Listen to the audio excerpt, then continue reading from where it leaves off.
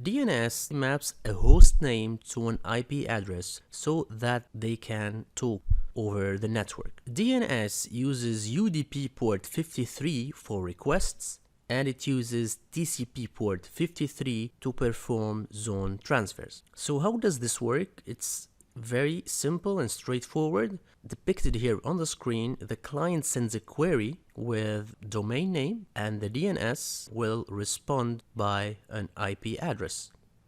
Here you can find some of the common DNS records, such as record A, which is an IPv4 address, quad A, which is an IPv6 address, canonical name, mail record, name server, a pointer, SOA, SRV records, and a TXT record that can be used for SPF or demarcation of a domain name. Now let's see how a DNS packet is structured.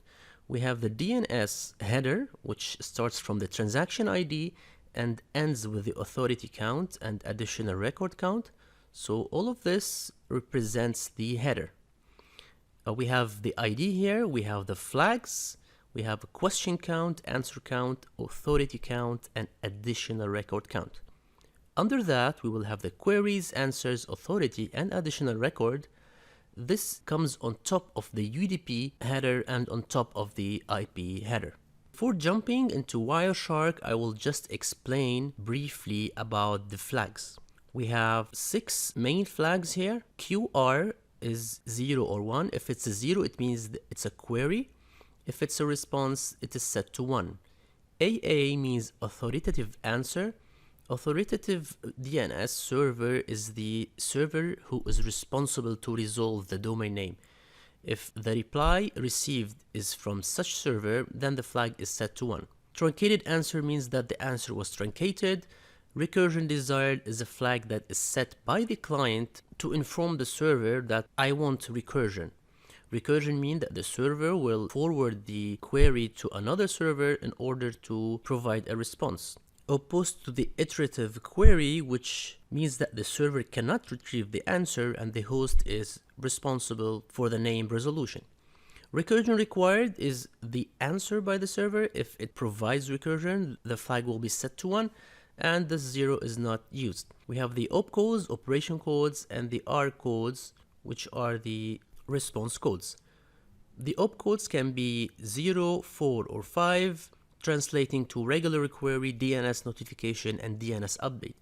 Meanwhile, the response code can be 0, no error, 1, format error, and so on, so forth. Now let's jump directly to Wireshark. I'll be using this file here, dns.pcapng. Here the traffic is all DNS. You can actually start capturing the traffic and do some query over the internet by typing, for example, google.com on your browser and stop the capture.